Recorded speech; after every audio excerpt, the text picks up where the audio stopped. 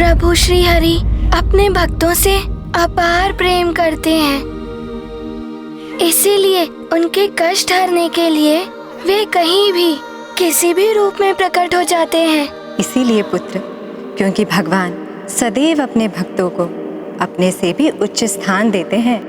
परंतु माता, यदि भगवान ना हो तो भक्तों का अस्तित्व असंभव है ना? पुत्र, भक्त और भगवान एक दूसरे के पूरक हैं, इसीलिए हम दोनों के ही कथन अपने अपने स्थान पर सर्वथा उचित है। पुत्र हनुमान, तुमने इस पर ध्यान दिया कि अब तक के प्रभु श्री हरि के सभी अवतारों में संसार के जीवन चक्र के विकास का सार भी छुपा हुआ है। सृष्टि के प्रारंभ में संसार में जल तत्व की ही प्रधानता थी, वही जीवन प्रारंभ हुआ। इसीलिए प्रभु विष्णु जी का प्रथम अवतार जल में मत्स्य के रूप में हुआ। फिर जल और थल पे विचरण करने वाले कूर्म रूप में द्वितीय, फिर थल पर ही रहने वाले निम्न श्रेणी के पशु वराह रूप में तृतीय अवतार लिया।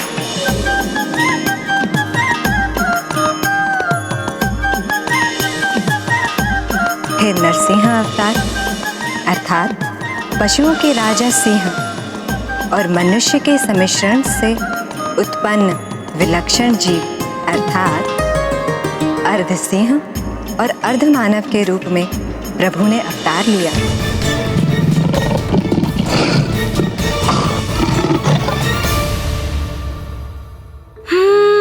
समझ गया माता। इसीलिए जीवन के विस्तार के क्रम के अनुसार प्रभु श्री हरि का आगामी अवतार मनुष्य के रूप में होना था। हाँ पुत्र, इस बार पृथ्वी पर प्रभु विष्णु जी का आगमन बाल ब्रह्मचारी रूप में हुआ। परंतु माता, हनुमान को बताइए ना, प्रभु ने अपना पंचम अवतार कब और क्यों लिया? पुत्र, त्रेता युग में जब अमृत पाकर सभी देवता अमृतत्व के अहंकार के मद में चूर होकर अपने अपने कर्तव्यों के प्रति असावधान हो गए थे, परंतु असुरों के गुरु शुक्राचार्य जी द्वारा मृत संजीवनी मंत्र का ज्ञान प्राप्त कर असुरों ने भी मृत्यु परंत पुनः जीवित होने की सामर्थ्य प्राप्त कर ली थी। ओम ह्रां जूं सः ओम भूर्भुवस्वः ओम यम्बकं यजामहे ओम तत्सवितुर्वरेण्यं ओम सुगंधिं पुष्टिवर्धनम् ओम भर्गो देवस्य धीमहि ओम उर्वारुकमिव बन्धनान् ओम धियो यो नः प्रचोदयात् ओम मृत्योर्मुक्षीयमामृतात् ओम स्वः ओम भुवः ओम भुः ओम सः ओम जूं ओम ह्रां ओम।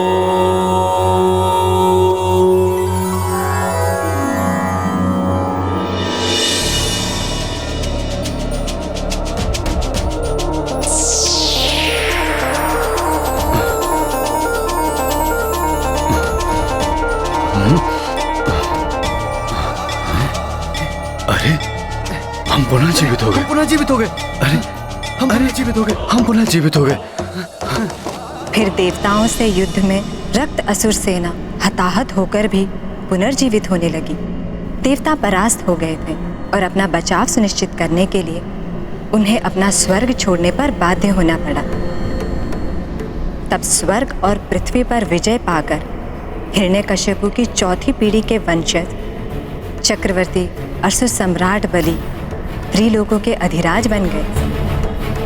फिर क्या हुआ माता? फिर गुरु शुक्राचार्य के सुझाव पर राजा बलि ने अश्वमेघ यज्ञ का अनुष्ठान किया, जिससे देवताओं पर असुरों की श्रेष्ठता अनंत काल के लिए स्थिर हो जाए। अर्थात माता, अच्छाई पर बुराई की प्रभुता सदा के लिए स्थापित करने का प्रयास था ये? हाँ पुत्र, देवताओं की ऐसी दीनहीन अवस्था उनकी माता अदिति से देखी नहीं गई। तब उन्होंने देवताओं के पुनर्उद्धार के लिए प्रभु विष्णु जी की प्रार्थना प्रारंभ की और दीर्घ काल तक उनकी तपस्या का अद्भुत फल उन्हें प्राप्त हुआ। ओम नारायणाय नमः। ओम नारायणाय नमः। ओम नारायणाय नमः। ओम नारायणाय नमः। ओम नारायणाय नमः। ओम नारायणाय नमः। ओम नारायणाय नमः। ओम नारायणाय नमः।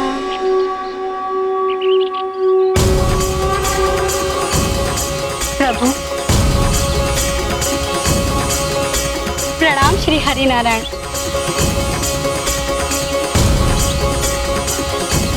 कल्याण हो देवी अदिति।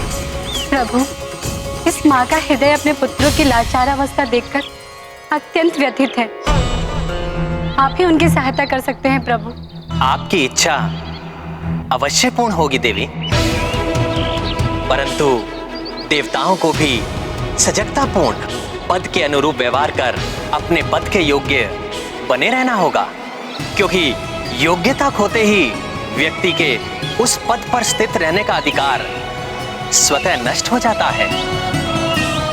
अपने पद के दायित्व भुलाकर देवताओं के भोग विलास में पूर्णतः लिप्त रहने के कारण ही असुरों को अपनी शक्ति में वृद्धि का अवसर प्राप्त हुआ। प्रभु, मैं वचन देती हूँ कि देवताओं के पद का दायित्व मैं स्वयं उन्हें समझाऊंगी। अपना दोष तो उन्हें स्वयं ज्ञात हो गया, जिसका उन्हें पछतावा भी है, परंतु अपनी खोई हुई प्रतिष्ठा लौटाने में उन्हें आपकी सहायता की आवश्यकता है प्रभु। आप चिंता न करें देवी, मैं एक माता की व्यथा समझता हूं, इसीलिए आपके मातृत्व का आदर करते हुए मैं आपके पुत्र के रूप में अवतार लूंगा और देवताओं और मनुष्य जाति का उद्धार करूंगा। जिसकी इच्छा थी उससे कहीं अधिक प्राप्त हो गया प्रभु। आपको अपने पुत्र के रूप में पाकर ये माँ धन्य हो गई। आपकी ये भक्ति आपकी कृपा पाकर कृतार्थ हुई प्रभु। कल्याण।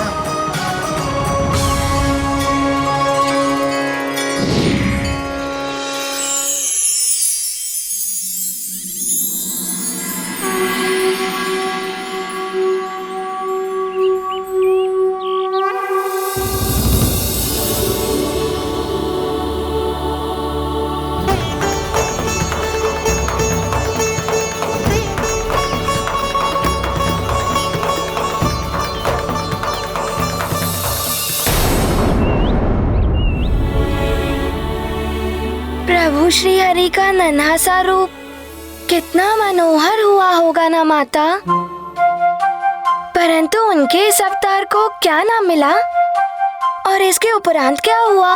पुत्र स्वयं स्वामी अर्थात ब्रह्मा जी द्वारा प्रभु विष्णु जी के इस रूप का नामकरण हुआ और जगत में प्रभु विष्णु जी का यह रूप वामन नाम के अवतार से प्रसिद्ध हुआ।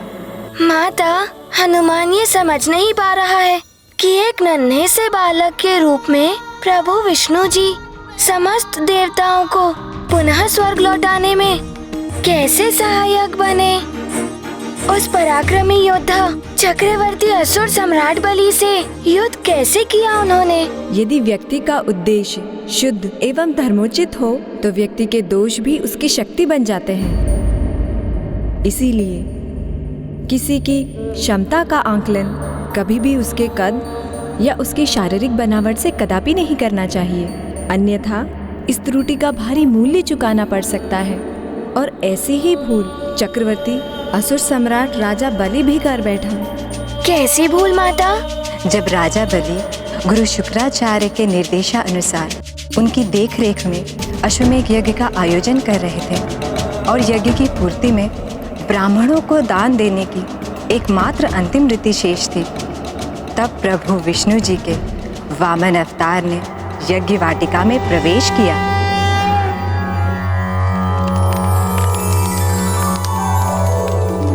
अहं राष्ट्री संगमनी वसूनां चिकितुषी प्रथमा यज्ञियानां तां मा देवा व्यददुः पुरुत्रा भूरि स्थानां भूर्यावेशयं नती।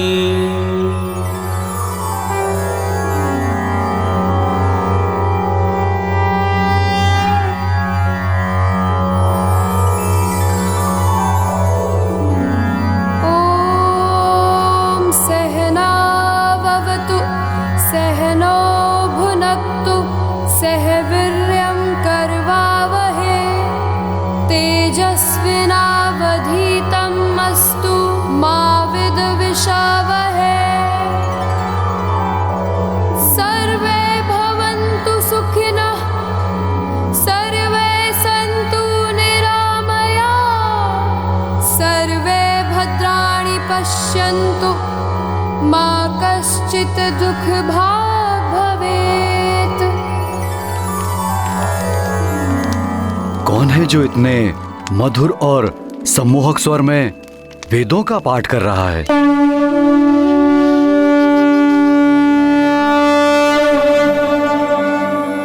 प्रणाम ब्राह्मण श्रेष्ठ। आप जैसे दिव्य ज्ञान संपन्न अद्भुत अलौकिक व्यक्तित्व के मेरे इस अश्वमेध यज्ञ के आयोजन में पधारने से मैं राजा बलि कृतार्थ हुआ। मुझे विश्वास है आपकी कृपा से मेरा ये यज्ञ अवश्य सफल होगा, परंतु सर्वप्रथम इतना बताने की कृपा अवश्य करें कि आप कौन हैं। ब्राह्मण श्रेष्ठ, अपना परिचय देने की कृपा करें। अपना नाम बताएं विप्रवर। राजन, संसार के समस्त नाम मेरे ही तो हैं। कौन सा नाम बताऊं आपको? वैसे भी व्यक्ति की पहचान उसके कर्मों से होती है, नाम से नहीं।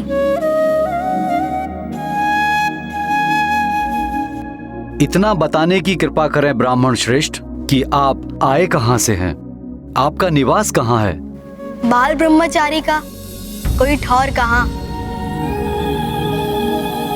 जहां उसके पग थम जाते हैं वही उसका गांव हो जाता है। राजन,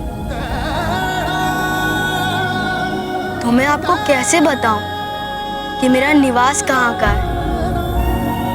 हाँ, आप यह अवश्य कह सकते हैं कि मैं समस्त ब्रह्मांड का हूं और संपूर्ण ब्रह्मांड ही मेरा निवास स्थान है। आपका कथन सर्वथा उचित है ब्राह्मण श्रेष्ठ। हे विप्रवर, अपने यज्ञ को पूर्ण करने हेतु मैं दान कर पुण्य लाभ प्राप्त कर रहा हूं। आप आज्ञा दें, मैं आपके लिए क्या प्रस्तुत करूं? राजन, आप क्या दे सकते हैं मुझे? बहुमूल्य रत्न, मूल्यवान आभूषण, रथ, वस्त्र, खेत, आपके रहने हेतु प्रासाद, संपूर्ण ग्राम, सुंदर सेविकाएं, जो आपकी इच्छा हो मांग लीजिए, मैं सहर्ष आपको प्रदान करूंगा। भोग विलास की इन वस्तुओं का मेरे लिए क्या उपयोग राजन? धन, संपत्ति, वाहन इत्यादि सांसारिक क्रियाकलाप में लीन मनुष्यों की आवश्यकताएं पूर्ण करते हैं। मैं ठहरा एक बाल ब्रह्मचारी। आपका विनम्र प्रस्ताव पाकर मैं आपका कृतज्ञ हूँ राजन, परंतु जिनका भी आपने नाम लिया उन्हें स्वीकार नहीं कर सकता। परंतु मेरे द्वार से आप जैसा बाल ब्रह्मचारी तपस्वी रिक्त हाथ वापस कैसे जा सकता है? ऐसा कैसे संभव है? कुछ तो होगा जिसकी आपको आवश्यकता हो और मैं दान कर सकूं। आपकी जो भी इच्छा होगी मैं सहर्ष प्रदान करूंगा। तो राजन, यदि आप कुछ देना ही चाहते हैं तो मैं आपसे वो सब दान में मांगता हूँ जो मेरे 3 पग में समा जाए, 3 पग में समा जाए, 3 पग में समा जाए, पग में समा जाए।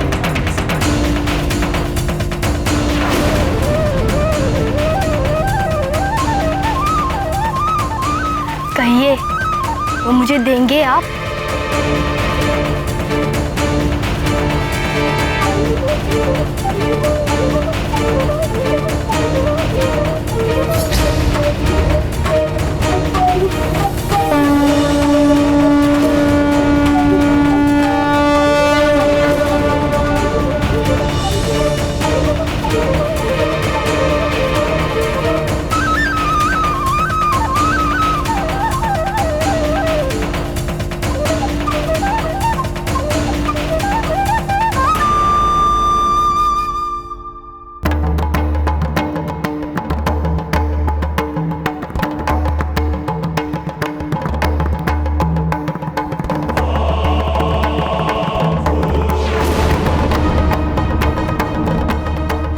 राजा बलि रुक जाइए, राजा बलि रुक जाइए, राजा बलि रुक जाइए, राजा बलि रुक जाइए।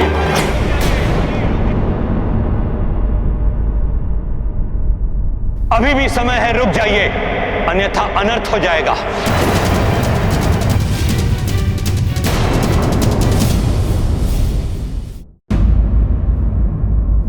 सोचिए राजन, आप तीनों लोगों के सम्राट हैं, महान दैत्यराज बलि, जो संसार में कोई भी वस्तु देने में समर्थ है, उनसे मात्र 3 पग में समाने योग्य वस्तुएं कैसे मांग सकता है? गुरुदेव, आप तो स्वयं जानते हैं ऋषि मुनियों के कुछ संकल्प होते हैं, वो उन संकल्प से अधिक कुछ नहीं मांगते। आप समझ नहीं रहे हैं राजन। मैं पूर्ण विश्वास के साथ कह सकता हूं कि ये कोई अन्य नहीं, श्री हरि विष्णु देव है। श्री हरि विष्णुदेव?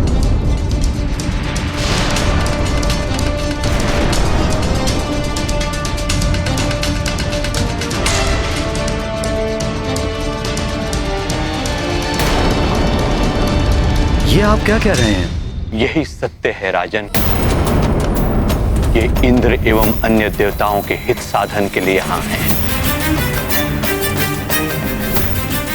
यदि आपने इनकी बात मानकर उनकी इच्छा अनुसार दान देने का संकल्प ले लिया तो आप सब कुछ गंवा देंगे।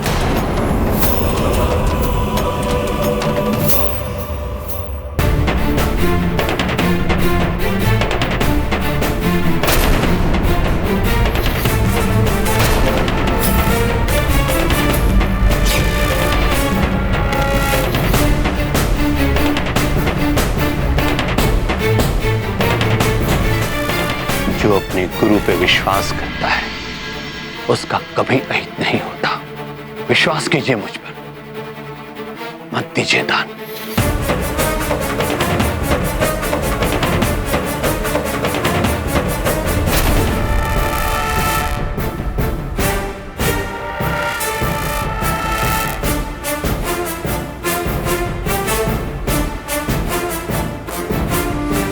यदि आपकी बात सत्य है तो ये स्वयं दाता हैं, इन्हें कोई क्या दान देगा?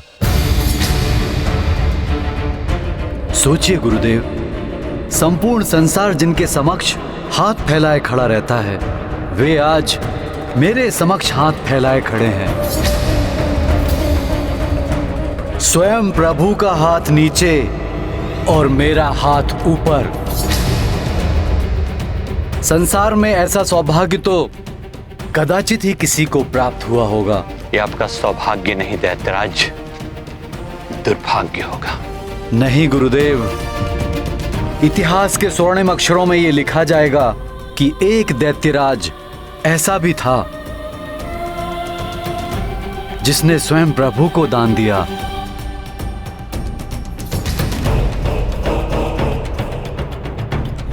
और फिर दान देने का सुख उपभोग करने के सुख से सहस्त्र गुना अधिक होता है गुरुदेव, और पुण्यदायी भी।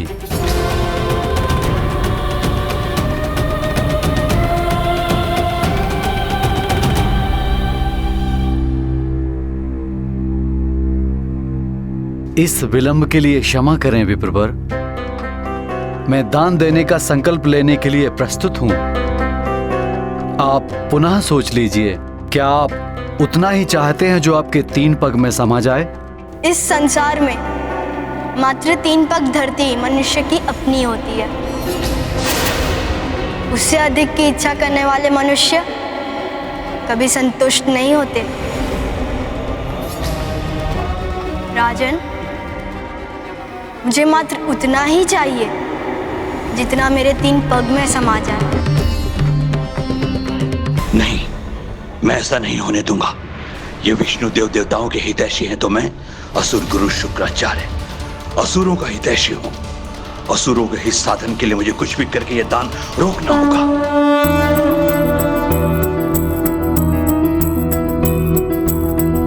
देव प्रतिष्ठा असुर हरे, तब हरि वामन रूप धरे।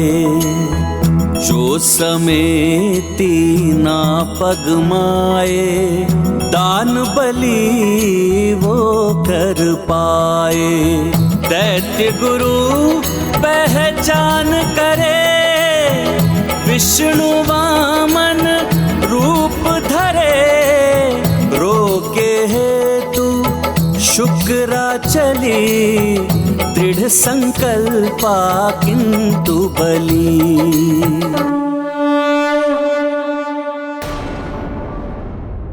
ईश्वर किसी भी रूप में दर्शन दे सकते हैं, आवश्यकता है पहचानने की।